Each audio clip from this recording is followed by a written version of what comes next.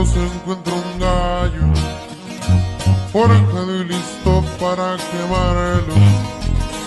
Ahorita me encuentro relajado, desde los 15 me ven fumando.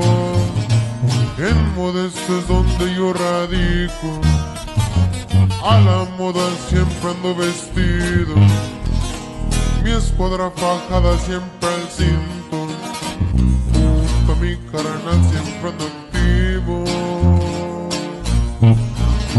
Si están pensando que voy a dejar este vicio, la verdad está muy mal, si apenas voy a empezar.